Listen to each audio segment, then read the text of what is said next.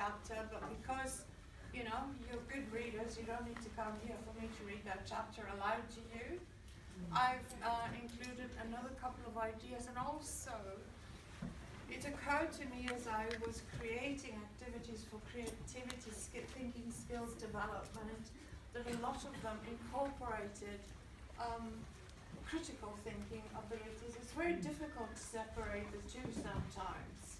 You can micromanage aspects of creative thinking skills development, and so I'm going to do this little aspect with a small time activity like creativity with a small c.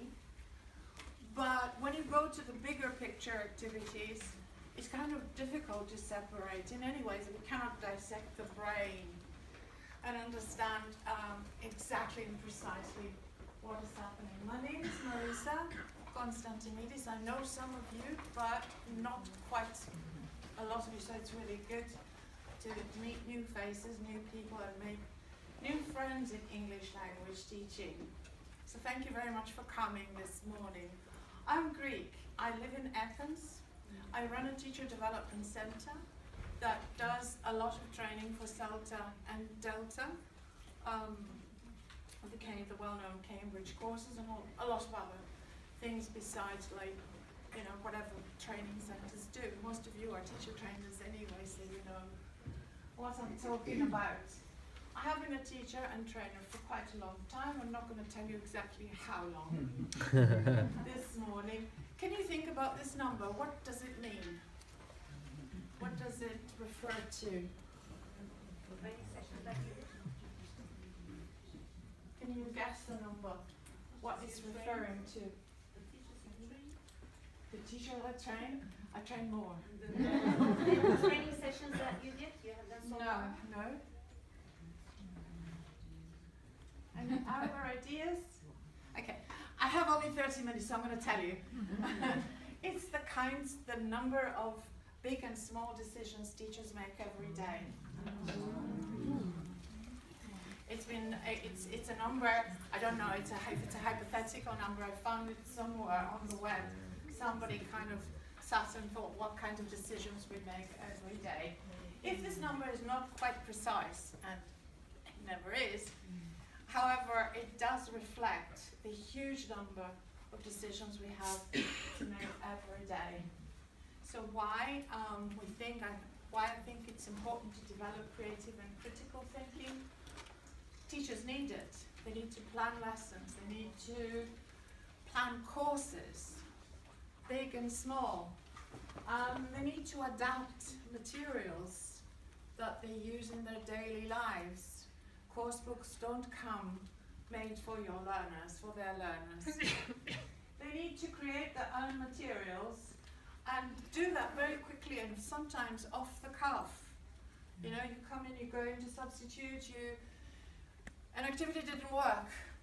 What are you going to do? Stay with whatever you're doing? They need to do that with some confidence. Not with the kinds that, where did I put my hand out? I don't think this activity is working, and I don't quite know what to do. You know, they need to appear confident for the learner's sake, and obviously they need to generate lots and lots and lots of ideas. The more we progress in the kind of web culture that we live in, the less we rely on course books. The more teachers go into entrepreneurial, edupreneur roles, the more they need to become designers and creators. I think they also need to develop not just the creative thinking skills, they need the critical thinking, and some of the reasons here is the internet is there. Can you buy all of it? Can you buy everything you read wholesale? There's blogs out there. We all encourage our trainees to blog.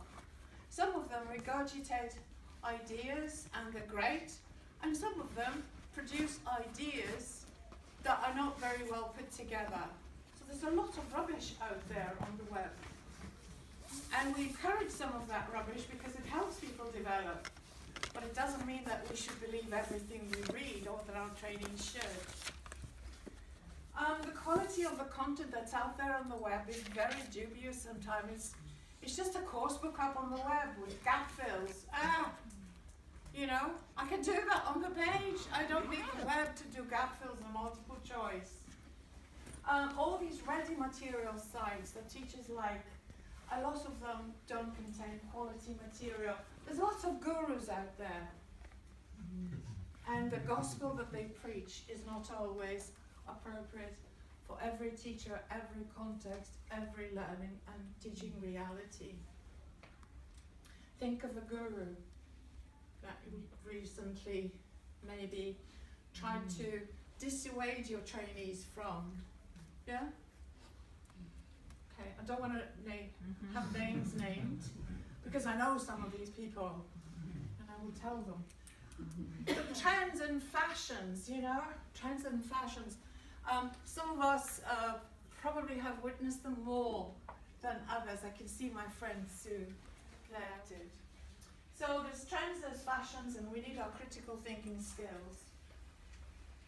So all I'm saying that developing your trainees' creative thinking abilities, their critical thinking abilities on your training courses in activities big and small will help their teacher thinking, for them to become better teachers, more confident, more efficient, and also I'm not going to just talk about on the training course, because on the training course you've got to train your trainees about what they should do after the training. And I believe that a good teacher training course doesn't just impart knowledge, but it trains the teachers to keep developing. I don't know if you agree with me, but you know, I can see a lot of colleagues nodding. It's what we do. The teachers develop skills, thinking skills in the learners. They do learner training for autonomy. And we also need to develop autonomous thinking and critical thinking abilities in trainee teachers.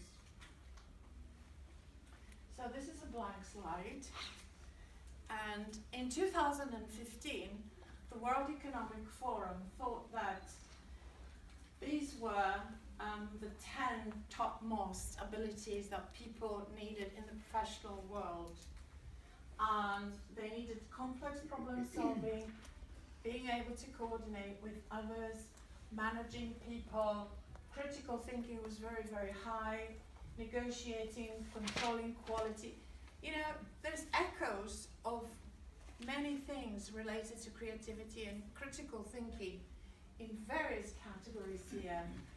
A service orientation, that we, we don't just do things for our own benefit, but we are service oriented.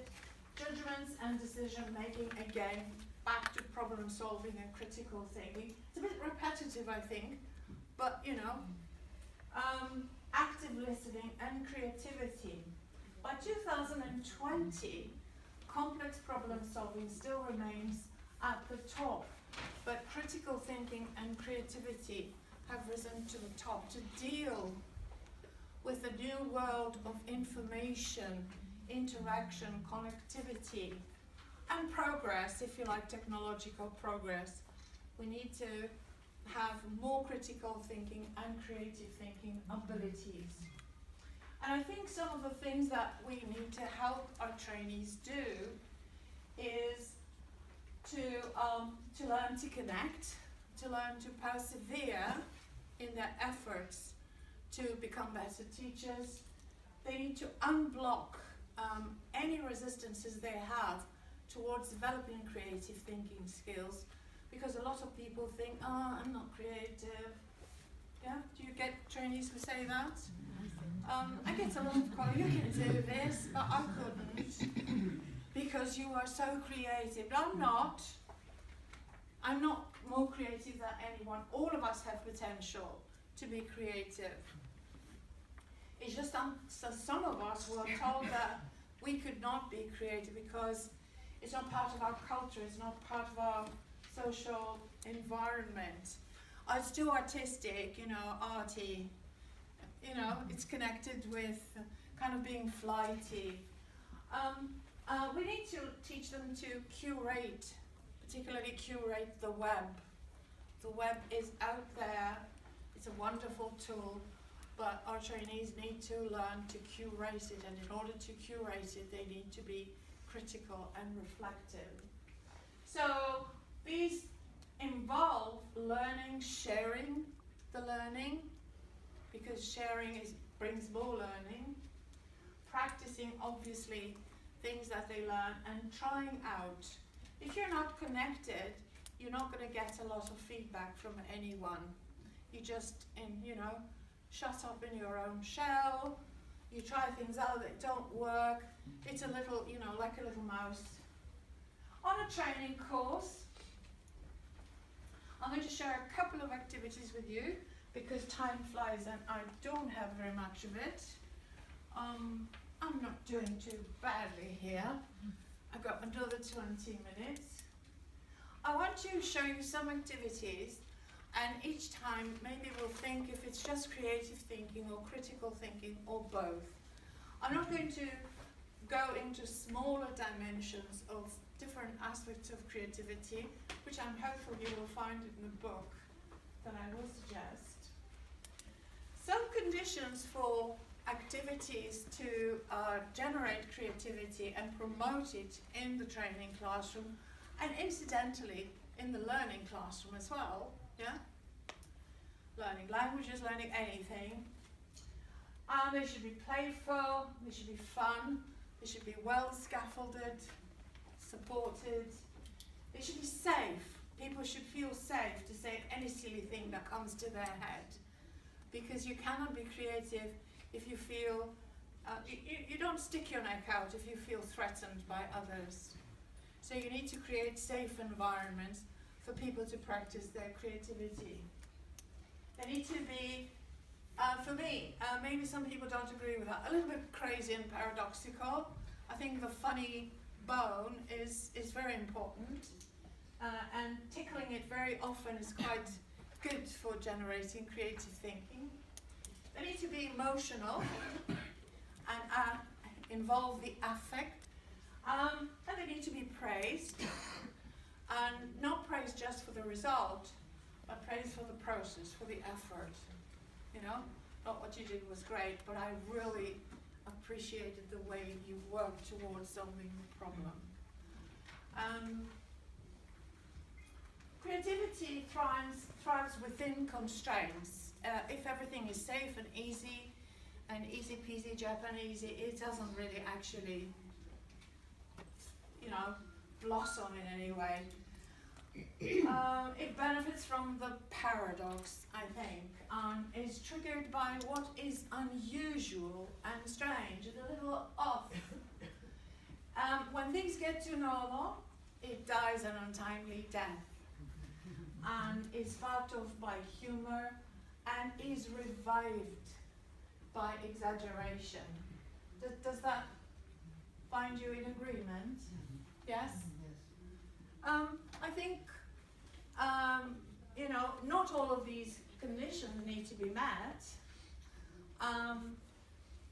For example, artists get creative because they have a lot of constraints in their life, not necessarily because they're humorous or funny, but the difficulties of their life, the pain, just gets them to create something that we all admire.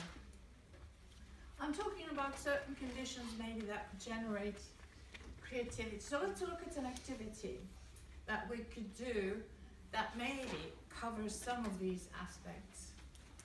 Now, this activity is called predicaments, and it's a game, and it's played usually in 2 teams. Each team is given some predicaments, or you could call this game accusations. Yeah? Just putting people on the spot. And one trainee says to a trainee from another group, it's a competition, you were seen leading a group of blindfolded students through a mall after listening to a dialogue. Okay, why were you doing that? So the team has to confer very quickly and create a very plausible reason why they did that. And if it's played in groups, you could say, you can hear group A, group B, and then the team that sets the question can decide what was the best answer, what was the best reason. And the other team can accuse another group, you will see gluing shoes on the door outside your classroom before a grammar lesson. Why were you doing that? Why did you do that? What was the purpose? The teams have to find a plausible reason. Find some silly situations like that. In the language classroom, it's like you were seen sticking knives and forks in your front lawn. Why were you doing that? People have to find a very good reason. What does that generate? Is that creative thinking or critical? Creative. Is it deep thinking? Is it or quick thinking? Quick thinking. So you need activities that generate quick thinking in the training classroom, because we promote a lot of reflection, but people also need to think on their feet, and we've got to give them some training on that. So do some quick thinking activities, and games like this one are very good. Later on, the trainees in groups can write 2 predicaments of their own and send them to another group to continue with the game. So that's even more creative, but also it's more critical, yeah? Because they've got to think, what exaggerated, silly claim can I make that other trainees can be confused about, or whatever. Balloon debates, which you know about from the language classroom, are also very good for creative or critical thinking. In a balloon debate, you've got to get rid of someone or something, otherwise the balloon will start falling on the, and you get killed. So in this balloon debate, you put communicative language teaching, PPP, grammar translation, they're all on that balloon, and students have, they have to say 5 of them, the rest of them have to be chucked out. Otherwise, your balloon will, fall on the ground, everybody dies. So this is what kind of activity? Critical thinking. They've got to think of the approaches. This is great for an approaches lesson. In my own training classroom, I am less respectful, if you like, and we put Henry Widows on, Scott Thornbury. So which of these people are we going to chuck out? And students start to think seriously, and they revise the principles of the approaches. So this is quite critical, but it has elements of creativity because it's playful. It tickles their funny bone. Oh, I'm going to kill Henry Widdowson, that kind of thinking. But it's the kind of learning that sticks. Yeah? It's rather than read 5 chapters of Diane Larson Freeman, this is more effective as a training activity, I think, more memorable. I want to share another activity that I quite like with you. This is particularly useful for anything you want to discuss. And it's very good for observations. Post-observations are always a problem for trainers. What am I going to do? Oh, they're going to go on the board, they're going to write the pros and the cons.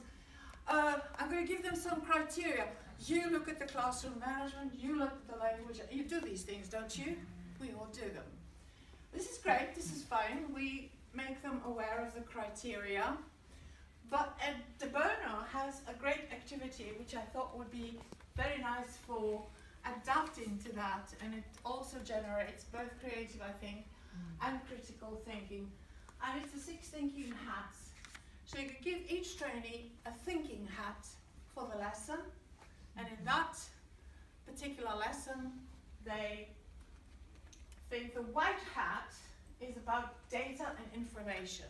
So the person given the white hat just describes what happened, the facts of that observation. The teacher did this, the students did that. Any information, the weather was very nice outside the window, the overhead projector, the data projector worked, the DVD got stuck These are facts. The red hat is associated with feelings. I noticed that the teacher got really flustered during moment, in minute 8. And the students responded very enthusiastically. So that teacher, that hat, records feelings, okay?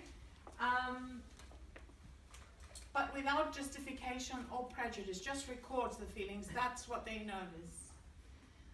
The yellow hat is for positive positive looks. It looks for benefits and encourages a positive view, even in people who are always critical. And so the yellow sunshine hat will say things like, it was a really nice activity and I think the students enjoyed it. Yeah, and I really appreciated the effort of the student and that. The black hat relates to caution. Oh, I don't know, I think this you need to be careful. In this case it worked. What if? What if? Okay, this is maybe the what if person. So this is the stern judge, as you see, yeah? Vegetation and rich growth, it's creative thinking. Oh, that was lovely, and it makes me think of another activity that you could use, blah, blah, blah. And the blue one is about process control, for thinking about thinking. The blue hat asks for summaries, conclusions, and decisions. So, can you summarize what happened? You can change what the colors of the hats mean. It's up to you. You could make some cards and distribute them after each lesson or before the observation to the trainees and ask them to record only things pertinent to their hats. And you can change the meanings of the hats themselves.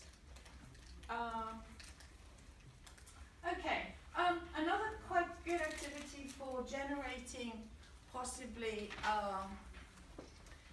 quick thinking on their feet is preoccupations.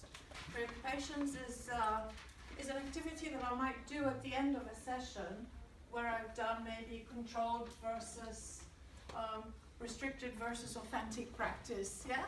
So I might give a preoccupation on drilling to you and role plays to you. And then I would say all A's have drilling as their preoccupation. Some guys, they always talk about cars and football. Sorry, that was terrible. That was such a sexist comment. But I stand by it. Or some women, whatever.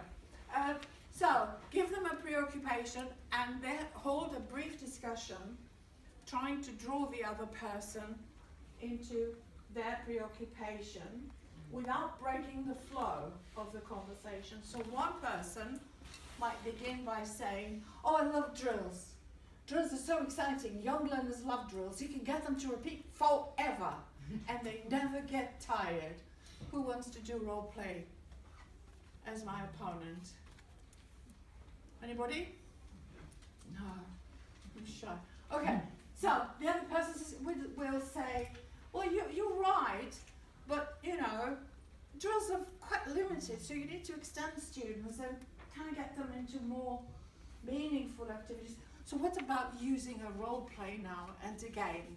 So after you use the drills, you can move them into a role play. And the drill person will say, yes, and we could drill the lines of the dialogue first. And so on and so forth. So, is that critical thinking or creative thinking? Both.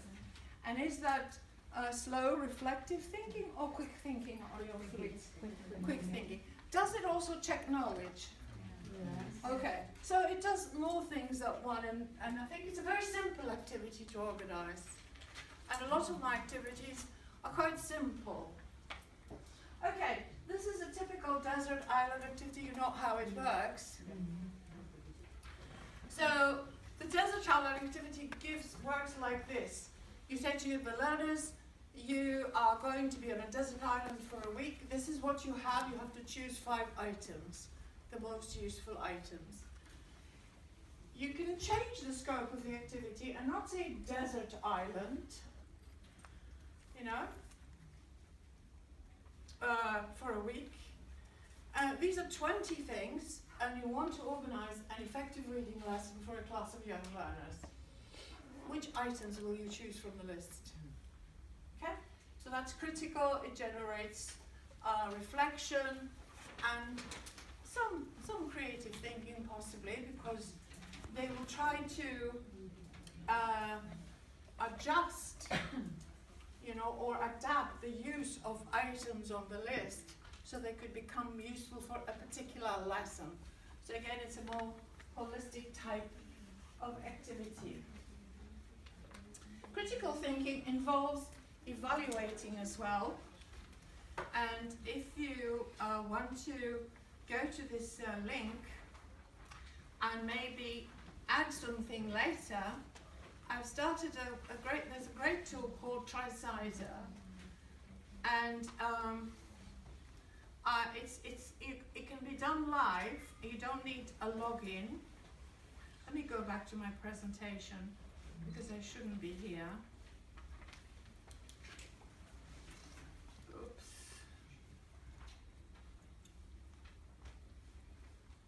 Something happened. Okay, so when students go here, they can add an argument, and you can add an argument on my TriCider. But 2 or 3 things that I've said. For example, I say communicative drilling is a contradiction in terms. Okay?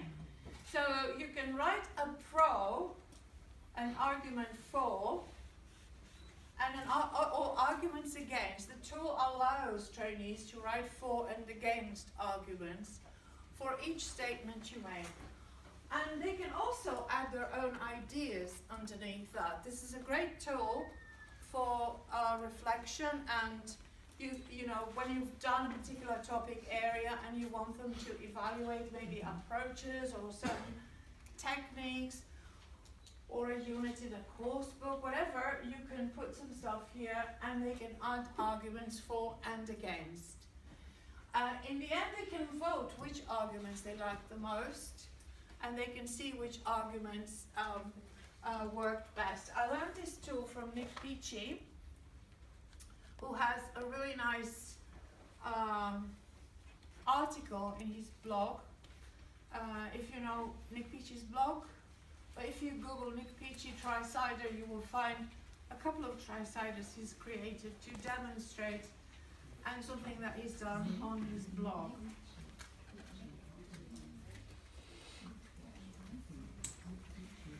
Okay, working with transcripts as well. I think maybe many of us work with transcripts. How many of you work with transcripts of lessons? Okay, not that many. It's a great idea to work, although I understand that on a training course there isn't very much time to get the students to transcribe stuff. But there are tools on the web now where you can put a recording through and it can transcribe. I can't remember the name of it, but I know I have one. When I put up my presentation on SlideShare, I will add a link, a list of the links. But there is a great tool where you can feed in a recording and it transcribes the talk. Students, trainees can do a lot of great things with transcripts, but generally transcripts are so huge, they cannot do, they get lost in them. So don't give them 2 minutes of transcripts, not very long, and get them maybe to do some of these things for critical evaluations.